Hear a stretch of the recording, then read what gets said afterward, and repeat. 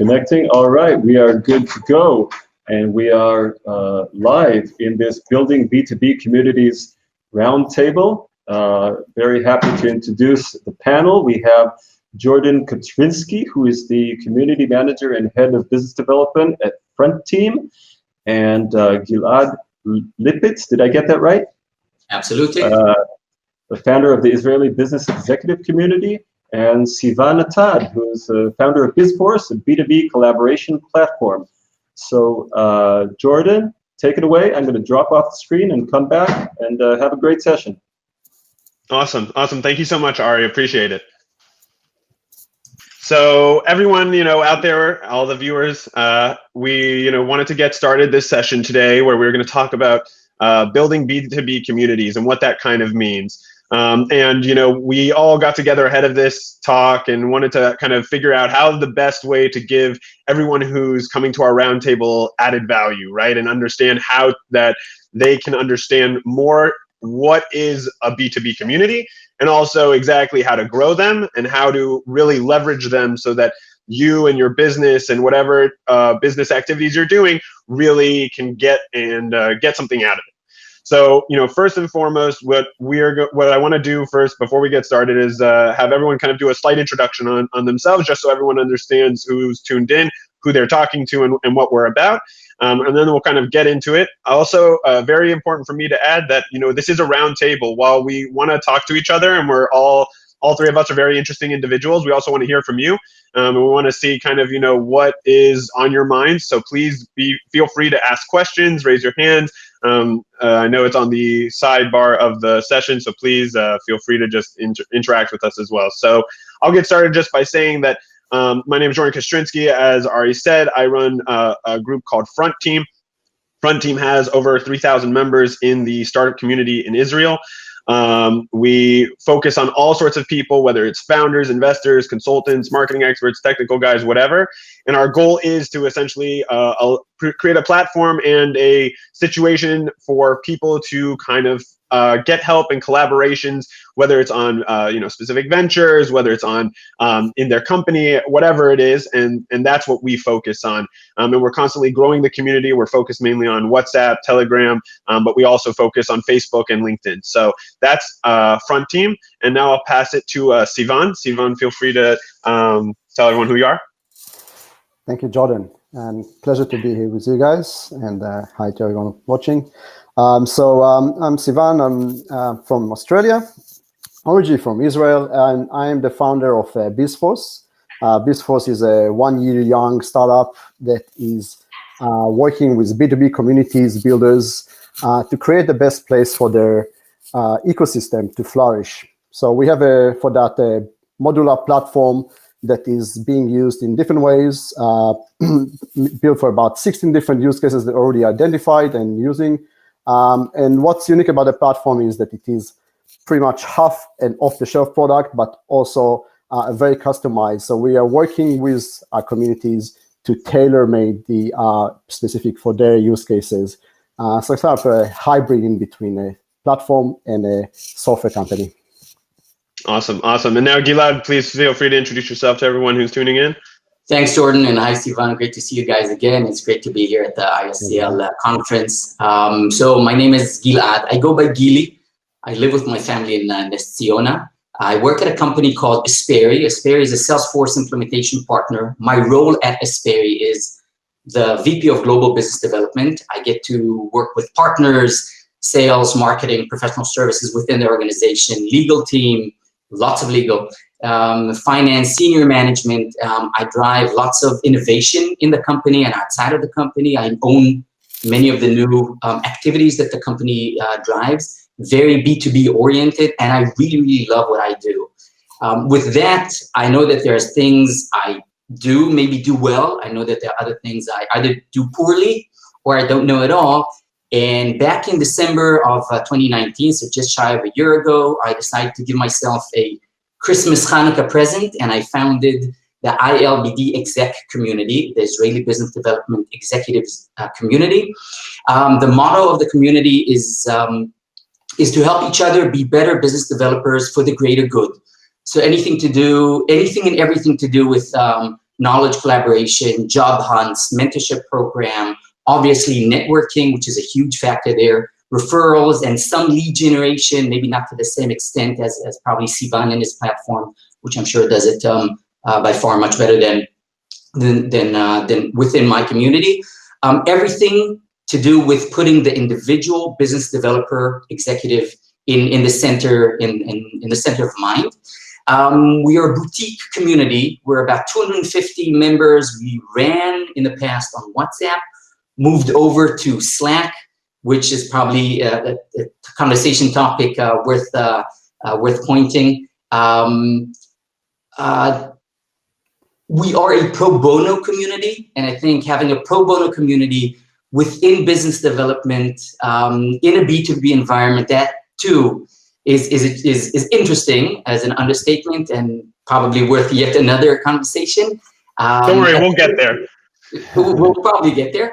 At the end of the day, I get to meet fantastic, fascinating people, which is, I think, the ultimate reward for me as a community manager.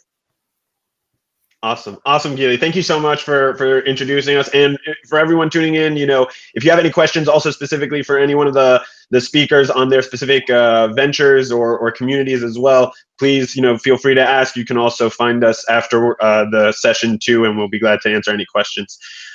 So to get started, I wanted, to talk, and this is one thing that we all kind of talked about, is the idea of both selfless networking and inserting people into B2B communities, right? So let's get started. And I kind of wanted to, I'm going to throw this at you two, I guess, because this is more of a question I want to hear from you guys, is kind of how do you guys in your communities or in your ventures, right? How do you guys kind of bring in the human aspect to B2B community building? Because I often find myself when I'm talking to people in kind of the ecosystem, right? You bring up B2B anything, and it's automatically kind of this shift, this mental shift away from kind of, okay, I'm dealing with people, but instead I'm dealing with businesses, right? Or large corporations or a venture, right? And I think sometimes people often forget that like behind a logo, right, is a person, right? Is inevitably a person who has interests, who has wants, who has needs, and that type of situation going on. So for my question, to get this started, kind of in your individual communities, I guess we can start with whoever wants to take it, right? How do you guys insert the human aspect into B2B community growth? So maybe I'll start, Gilly, if you want to get started with that. Sure, absolutely. And maybe Jordan, just kind of to segue into the conversation, just a bit of an anecdotal story. I spent 5 years living with my family just outside of Boston, working for a company called Click Software. In my role, I engaged with one of the biggest U.S. companies, a huge Fortune 20 retail, and I had a counterpart in procurement department. And right. Procurement guys, with all due respect, they could get a bit rough, but this specific individual, she was phenomenal. Really kind of helped us drive our commercial business. I would say atypical, but I really appreciated it. And then as I left the US, coming back to Israel, the relationship I built with her was so significant, and she genuinely helped me and my business on the procurement front. What I decided to do is get a bouquet of flowers and hand it over to her. And interestingly, I couldn't get anywhere close to her. The nature of procurement, the nature of B2B kept, literally, I couldn't get anywhere close to the procurement department in that building. We had to meet somewhere out there at the cafeteria. And Jordan, that goes exactly to what you said. This is a person to person. Yes, it's business to business, but there are people behind it. And how the B2B organizations, procurement by way of example, managed to push away the person and put some kind of barrier between us. And I guess I understand why that may happen. Bottom line, I wish it wouldn't happen. So that's kind of my segue into this conversation. And absolutely putting the person in front of the business, what I really enjoy doing is talking to the people in the community, trying to understand who they are as people, as individuals, as business development executives, and then to see how can I personally and how can the community help them do a better job as an individual, as a person, and in turn, they will bring the value to their company. So that's kind of my way of kind of easing in through from B2B to person to that personal interaction with each and every individual. Hopefully, I'll get to each and every individual in my community. For sure. I mean, I personally, agree with that myself. I see it all the time, right? Especially when growing communities, right? I think it's so important, that even when you're growing, let's say a specific B2B type of community, people often forget that like a person himself, right, has multiple connections, right? Sometimes, the joke is, 1 + 1 = 3, right? Because you add someone to the group, and that person, because of their connections, knows actually another person, right? And then they bring something, to the community outside of what you even thought. And so in a sense, like, I think when one of the main mistakes that I notice when people are trying to grow these types of communities is that they allow things to kind of go, without any strings attached. They just say, yeah, like let's build the community, let's have people in, let's see what happens, boom, bang, like everything will just happen itself. But it's like, wait, hold on. There are people here. They have other communities. They have other networks they're connected to. They have other things that they can bring in. How can you give them their added value? So yeah, Sivan, what do you think? Look, I mean, it's really the human part of every business and networking, and especially when doing it digitally, it's really important to keep the personal and the relationship. What we found in the business is our mission is really to try to embed the personal touch and to bring trust in the relationship. So the kind of a backstory here to see how we even started with the journey of with BizForce. For many years, I'm trying to bring into Australia the same type of patterns and collaboration that he's worked really well in the Israeli startup ecosystem, and then the whole for me, like what makes it so great in the Israeli startup ecosystem is how you can get help very easily, and you can not just be able to help others, but people actually even know to articulate it and can be more approachable, even asking for help. And there are so many great communities that are built just for that, where you can. I'm still part of many Israeli startup communities where I can see messages flying around and saying, "Hey, can anyone send me the details of this and this person? Phone number of the CEO of whatever company there is." And before they even asked it, there's 5 people jumping in and not just providing them the phone number, they're actually offering to give an introduction. And I think that there's really a strong connection between building relationship, fostering collaboration, not just looking at a business as sort of like you said before, like a logo and an X number of people that are headcount in that company. It's all about building that relationship and building trust. And the challenging times in COVID is how do we still do that with less face-to-face interaction, or like less physical face-to-face interaction. And that's one of the challenges that we are working through at BizForce, to build that trust and to enable people to find other businesses or find other individuals who they know, like, and trust, right? And throughout the journey, like one of the things that we found that through many webinars and interviews and just looking at how relationships are forming, we found many similarities between business networking and online dating. And it's something that was— Are you serious? That's absolutely amazing.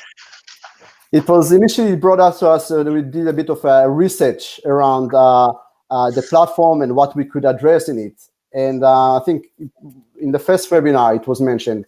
And there was a great conversation around how there are so many similarities. And essentially, online dating app, when you look at it, the basic of it is that there's a profile and there's a communication enabler, right? And how do you build trust? How do you know that the person that you're looking at, that profile that you're looking at in the first place, is actually that person who is claiming to be? But that's sort of like more of a technical thing, right? Once you establish a conversation, like what are the elements that actually making the two parties in this conversation start to build trust, starting to want to work together, and actually identifying easily how they can help each other more than anything. Interesting. I mean, that's like super interesting to me. I think let's dive into that a little bit. And by the way, we had a question from one of our viewers about what a B2B community actually is. And what that actually means is business to business community building, right? So what we're talking about today is specifically looking at the business to business side, right? Instead of going to the business to consumer side of things, right? Which would be kind of like, say, Nike building a community for a bunch of sneaker aficionados, right? Instead of building, Nike building a community for a bunch of different sneaker companies. So that's just to clarify that for anyone who was joining in and didn't understand. But let's dive into that a little bit, Sivan, about the whole dating app, because frankly, that's fascinating. I can tell you as a single guy myself, on the apps myself, that's a different type of world than I've ever heard of, when coming from the B2B side of things. So, other than obviously the building trust, right, and seeing who you're kind of working with, right, how else is it that, building B2B communities, is kind of similar to online dating? And, Gili, feel free to also answer it, in your community as well. Yeah, of course. Look, I'll just jump in and start a bit more and share a bit more details on it. And I think it's very open-ended. Obviously, we are in the journey of it. But I guess the idea is that as you form collaboration with other companies, you don't just straight away jump into the deep water, right? You initially go on a first date, so-called. And I guess the best way to establish partnership is to find the long-hanging fruits and the ways that you are able to have reciprocal partnership and see what are the alignments. So every two companies, every two individuals, they will have a lot of complementary capabilities, skills, products, and services. And you want to find the ones that you also have mutual target market for the two. Now, the thing is that when you are, starting in that approach, you want to find what is the easiest way that you can trial your relationship, right?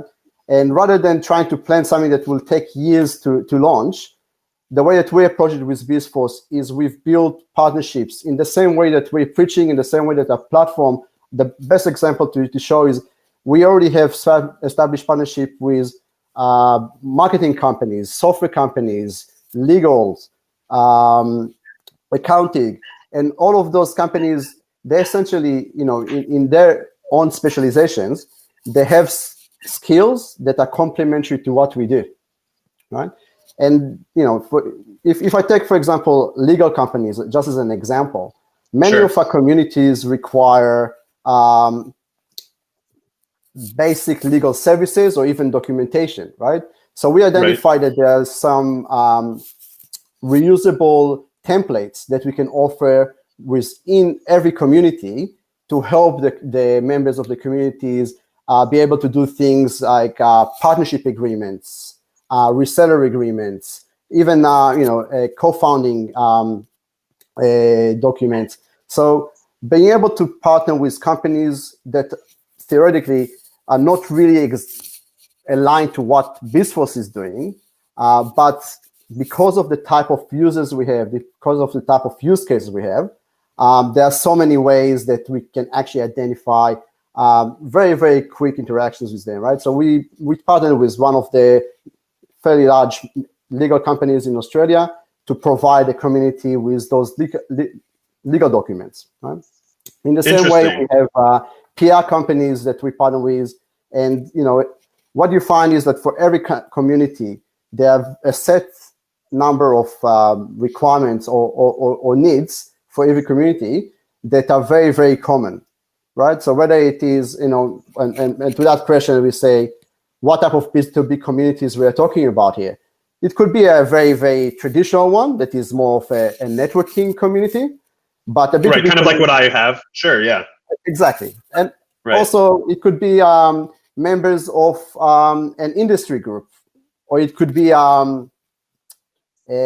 members of an accelerator or alumni or online courses. So there's quite a lot of communities where the entities are actually businesses, and you want to find out what are the synergies between the members of these communities and how we do identify which one of them has an alignment, right? So we are basically building those type of algorithms and created a profile that represent both the individual and the company that they're working for. And within that profile, it actually captures the essence of what this company does, what they can offer others, and what type of collaborations they are looking for, right? So so you kind of, sorry, I just want to jump in. You kind of have this like interesting like profile type of idea that basically allows like almost a quick shot at everything that you need right there, right? And it's very easy to understand. It almost kind of like what I would say streamlines the whole process of joining a community, right? And I think it's a very good practice in that sense. It's having certain templates and certain things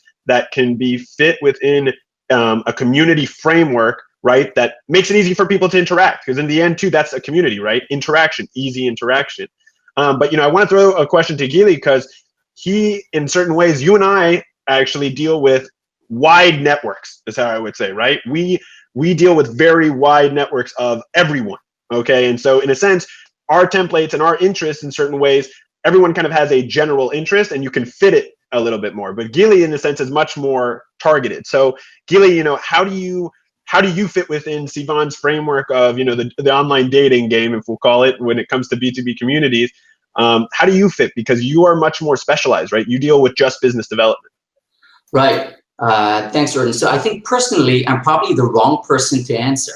I'm 46 years old. I met my wife when I was in the Army. So I've known her for more than I can count. And I'm probably the worst online dater I could think of. That being said, it's proved successful so far, so I can't complain, and I am very fortunate. To the point, I think what I enjoy, and Jordan, you kind of alluded to it.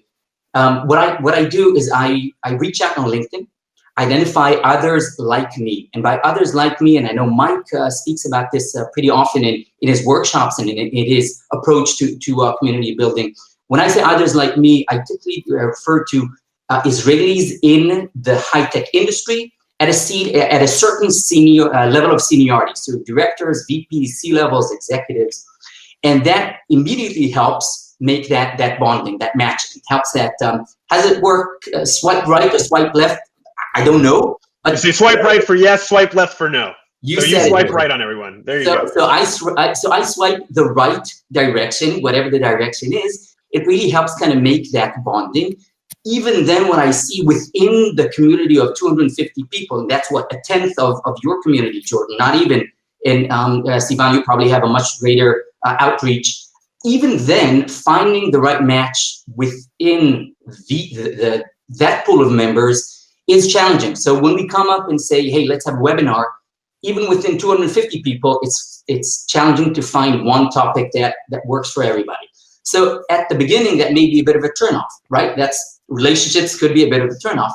But I think that's fine. That's legitimate, the understanding that not everything fits everyone. There should be a theme and Jordan, you said, in your community, there should be some kind of guidelines, some kind of framework, some kind of theme.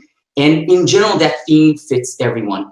I want to go back to to a couple of things that Sivan mentioned. So Sivan mentioned contracts. I spent a significant amount of my time working with the legal department. When you think of it, a contract means I do not trust you to begin with. I need a paper and I need language and verbiage to formalize all those things that I'm concerned about. Isn't that a poor way to kick off a relationship? However, when you think of trust as a mental contract, that's the great way to kick off. So let's establish that level of trust, and Sivan, you mentioned it. Establish the level of trust. We need paperwork. Fine, let's put the paperwork in place, because that's a necessary evil.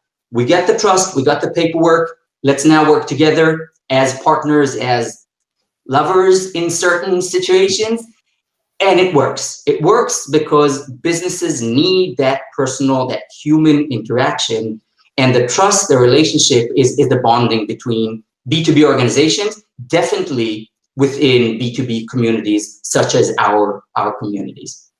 Well, now you bring up a very interesting point, right? This whole idea of contracts, okay? Because I think that is, first of all, in business, you need contracts regardless. People use them all the time. At least, I heard a very good statement the other day. You need them at least to verify what everyone's accountable for, even if you don't want it for the, kind of the, head breaking type of, I owe you, you owe me, we're going to court type of thing, right? Let's put that aside.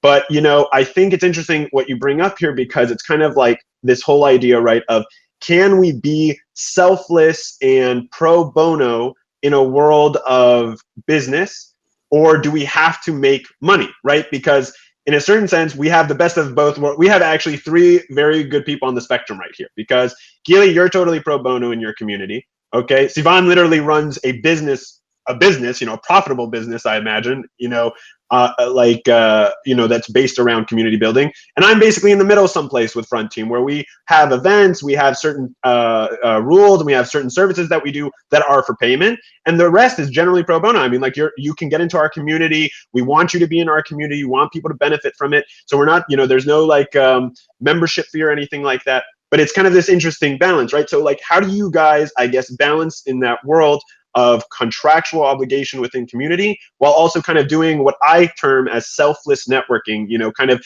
doing networking and growing communities without necessarily a benefit, a true benefit to you? So whoever wants to take that first, feel free. I'll jump in actually and say that, yes, BizForce is a company, and obviously as one, it's trying to be a profitable one. And having said that, we are also running communities, besides having the obvious communities who are paid memberships and they're very, very business-oriented communities. We do have communities that are charity organizations, and we have communities that, even if they are not charity, like just as an example, a recruitment community where the concept is around a paid forward. So, you know, it's basically helping each other with finding the right candidates, with finding the right job opportunities, with providing recommendations, and having a point system around it, also to be able to pay it forward and to be able to see who has helped most people in the community.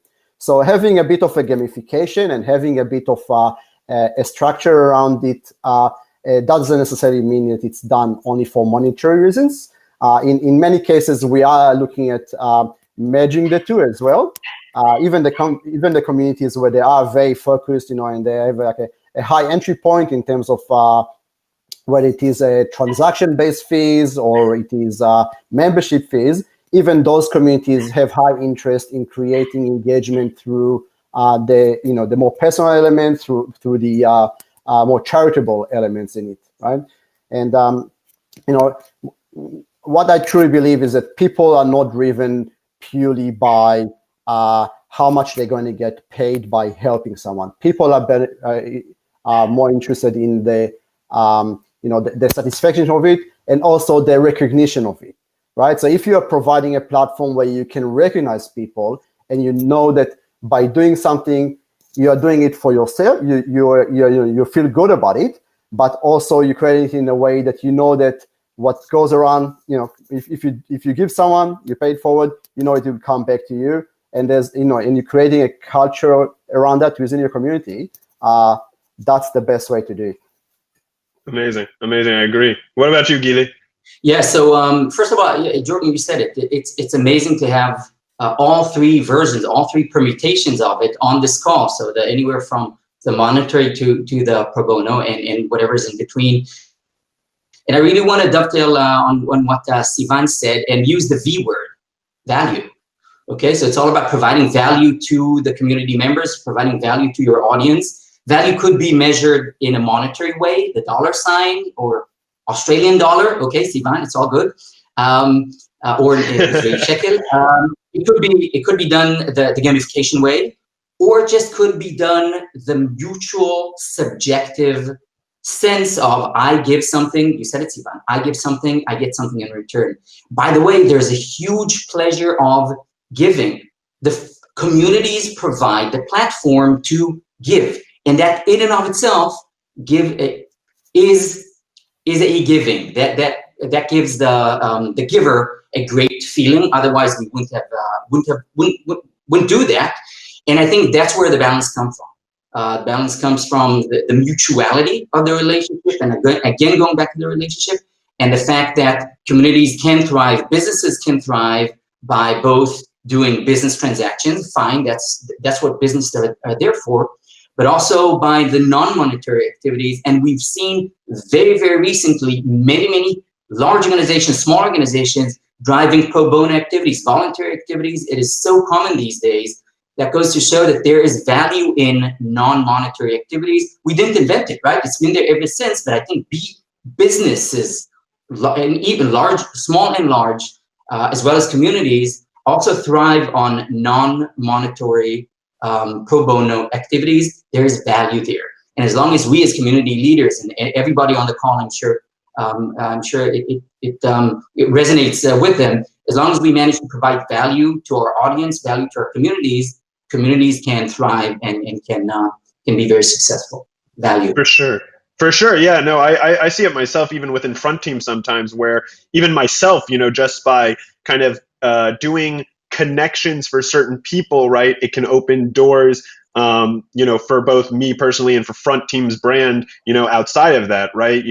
I mean, even my whole being here and Front Team's connection to this whole summit in certain way is totally a pro bono goodwill type of thing, right? And that's incredibly important, I think, in this world of, business where we kind of think it's all powered by, kind of powered by monetary drives. And Sivan, I think you really hit it on the head. I think it's not always about that. And I think that's really what's key here sometimes. And it's kind of about more of the value that you're able to provide people.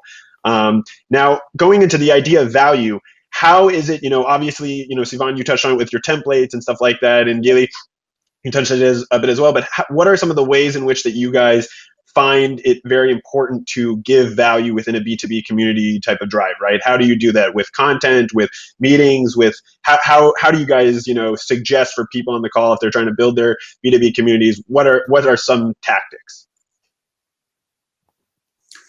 Yeah, maybe I'll kick off there. And first of all, I'll say, and with all honesty, I got lots to learn. I'm far from mastering the art and science of driving value into the community, and value brings then engagement and more activity. So by all means, I'm far from being a master and being the ultimate expert there. But that being said, what I found, and I find this fascinating, is a lot of the value, and I'll touch upon what value is in a second. For sure. I found the expression of value outside of the community rather than inside. And what do I mean? We are, we're initially taught to measure or to gauge engagement, to monitor engagement, whether we have sophisticated tool to monitor it or not as overly subjective tools to monitor engagement. That's the first thing we are taught, or that's our intuition to go for measuring the engagement, which is fantastic. That's great. What I found is when I speak to some community member, at the end of the day, we just grab a chat, either it's spontaneous or something scheduled, I found that the value that some of the community members are getting is not expressed within the conversation. It's not expressed within the collaboration, not expressed within the networking, not expressed within the lead generation.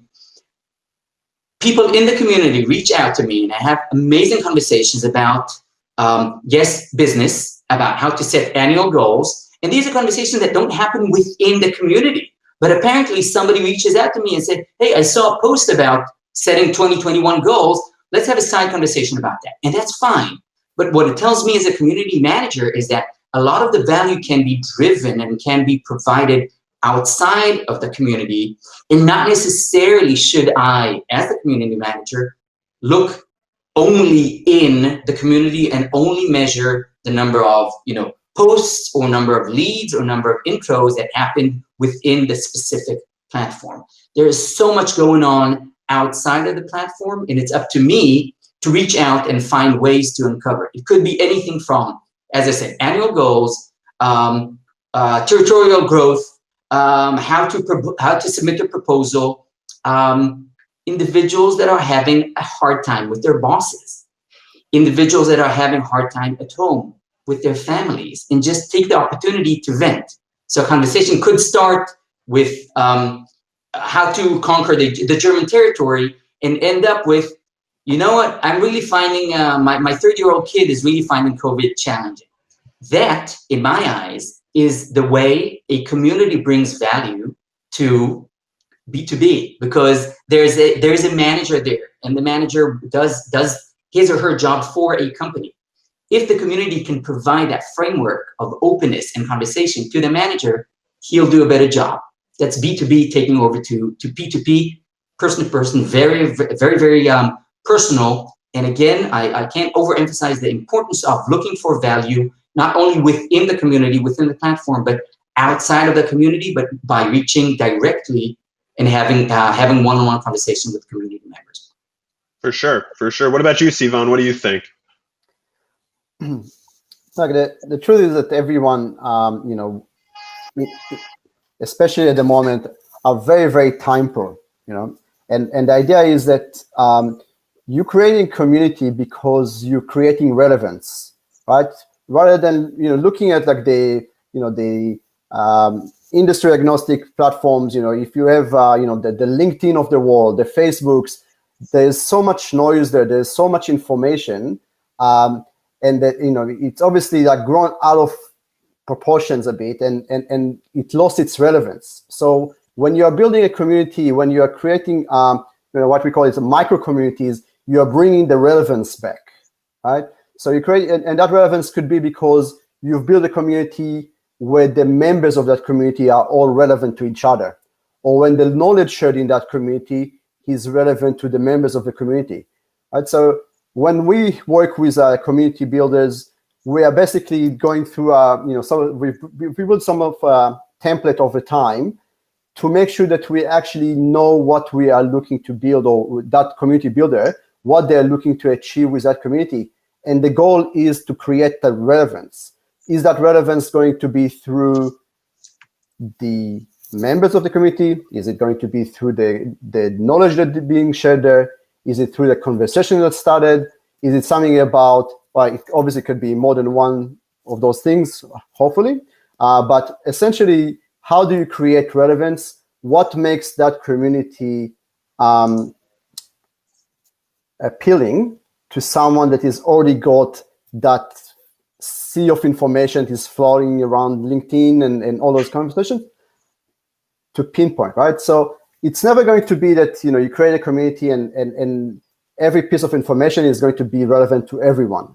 But your goal, in my view, is to create one where at least what is the objective, and in that way, people who join that community, they're also in the same wavelengths about what is the objective of that community and how to make it more relevant to everyone, right? So just as an example, when we first built a community that was very much industry agnostic, we were finding more and more that an accountant doesn't want to see the kind of post that maybe a marketer is putting, right? So I could imagine.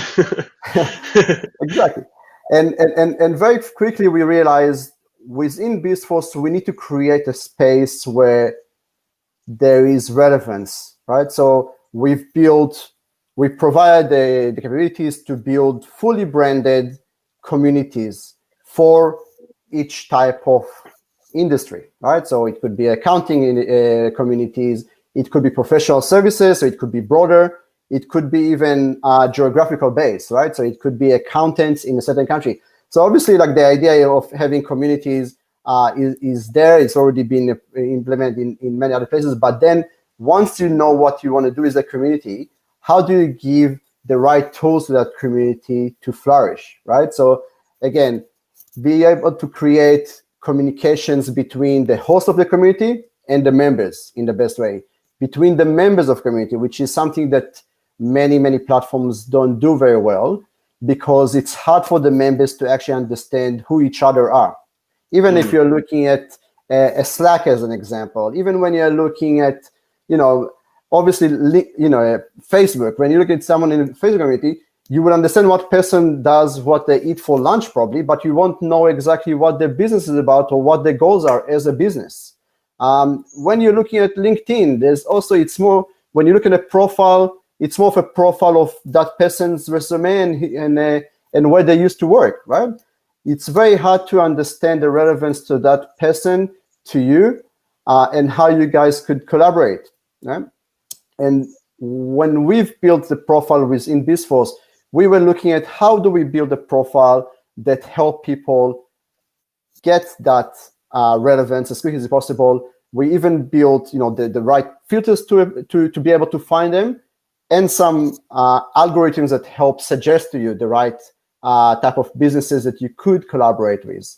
Now, besides having the profiles, obviously, you need to have the right ways to communicate with these other companies, right? So obviously being able to very quickly arrange a call with them, or maybe even have a one-on-one matchmaking where you are meeting members of the community on a weekly basis, and randomly being introduced to one, and not so randomly, because using that algorithm, as I mentioned earlier, to introduce you to the right people within the community and get conversation started. Going back to the way I started this, we are all time poor, but it's never going to be that every time you're spending an hour of your time, there's going to be a result for it, right? You can build an environment where you are maximizing the chances for that, but more than anything, you are creating relevant conversations, and you're creating a space where there's more chance that something is going to come out of. For sure. It's also interesting that you kind of bring up, and it's this whole idea of kind of like, how do you also, manage stagnation within a community, right? And I think both of you really hit on that, which is like finding the tools to keep relevance and finding the tools to promote relevance. And I think even Donna Ohana in the who's listening, she basically said that that's why she thinks it's important for there to be niche when you're building a community, right? Because in that way, you can not only focus your community, but you can focus the people, you can focus the content, the outside, otherwise conversations, and also kind of limit stagnation, because in the end too, you'll be within the niche and you'll understand kind of like, okay, like how do I get engagement even if you're not necessarily measuring it? How am I getting, kind of these success measures? How can I measure that? And I think it's very true. Now, I know we're kind of close on time, so we might get kind of cut off here, but I kind of just want to throw this out at you guys, and I think it could be useful for everyone else to kind of hear. What are, in your opinions, good platforms for building a B2B community on? Personally, at Front Team, we use WhatsApp and Telegram and Facebook and LinkedIn, and we build a lot of our community based off of kind of like what Gilly says, LinkedIn, and targeting the right people and then personally reaching out to them. But everyone's different. What are your ideas? Sivan, maybe you want to start this one? Yeah, I mean, obviously, like the ones that you mentioned are the leading, and the main reason for that is that everyone has those apps, right? So I guess the most important factor when choosing a platform or choosing how to run your community is whether or not it is accessible to the members of your community. So it is very relevant for many communities to build the digital community on something like LinkedIn and Facebook, for the same reasons that they are great. They also have those downsides, which we mentioned before, because it doesn't have, it wasn't specifically built for it. Now, I really like platforms like obviously Slack, when it's modular and it can offer you ways to create channels and spaces, and by that, curating the experience of your members a bit. I guess the idea is that BizForce is a variation of that, where it is further curated for the B2B purposes, right? So it creates a bit more of when you are looking at the different spaces available or the different type of features within that, those are very useful for creating engagement between the members, and also giving them great tools to build the right partnerships, right? So we have modules for referral management, for file sharing, one-to-one, one-to-many, task management. So it's sort of like an ecosystem of all of the best solutions out there that is available from one, and payment as well, for example. There are a few of these next generation types of platforms. So I think Communitize is one that is one of the members of this summit. Circle So is another one. So there is that upcoming next generation of micro community type of platforms, and BizForce is one of them. And it's a very exciting time, to be honest, to be working in this space and trying to build a more of a modular and then more of a innovative solution for communities. For sure. What about you, Gili? Yeah, so very briefly, I know we're coming up against our schedule. So as I mentioned, we were on WhatsApp, now moved to Slack. One of the primary drivers to moving to Slack was channels. As you said, you guys both alluded to it. I really like the concept of having dedicated, focused conversations. I think that's great. We did take a hit on the drop in immediateness and availability of Slack versus WhatsApp. Time will tell if I, as the lead, if the community as a whole, manage to re-elevate the engagement and bring Slack, leverage the Slack's channels while making sure it's as available to the community members as maybe the other alternatives. Awesome. Well, first of all, before Ari gets on and tells us to stop talking, I just want to say it was a pleasure to talk to you guys and to really just brainstorm. You guys are super interesting, super successful. And I wish you both tons of luck on your endeavors. And for everyone who also tuned in, I hope we provided you some added value to your days in trying to build B2B communities. And feel free to connect with any of us on LinkedIn, WhatsApp, Facebook, Slack, whatever other platforms there are out there. And we will be very glad. So yes, so Ari, take it away. So actually, we do have just a few more minutes. So if you would like to invite anyone from the audience to perhaps raise their hand, and they'll try and bring them on screen and take a question. And then we'll wrap up, but we can definitely do that. So if there's anyone from the audience who would like to ask a question on screen, please raise your hand. Again, you would do that by going to the right hand, upper right, third icon from the right. Beneath that, I'm sorry, that's where we see who's raised the hands. You raise your hand at the bottom of the screen, just the icon of the hand. So anyone wants to raise their hand, going once, going twice.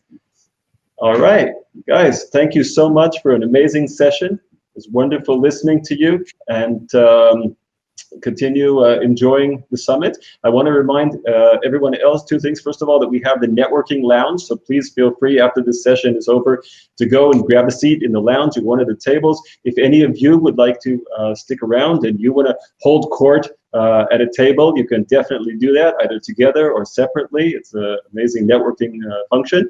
And up next at 1 o'clock is, let's see, who's up next? Oh, I am doing a networking function, a fun networking function. So please feel free to come back at 1 o'clock, and we will get to know one another. If you want to come up on stage and have me ask you embarrassing questions, this is the place that it will happen. So guys, thank you so much. And I'm going to close the session now. Continue enjoying the seminar. Thanks, Ari. Thanks, Thank you, guys. Bye-bye. Thank you.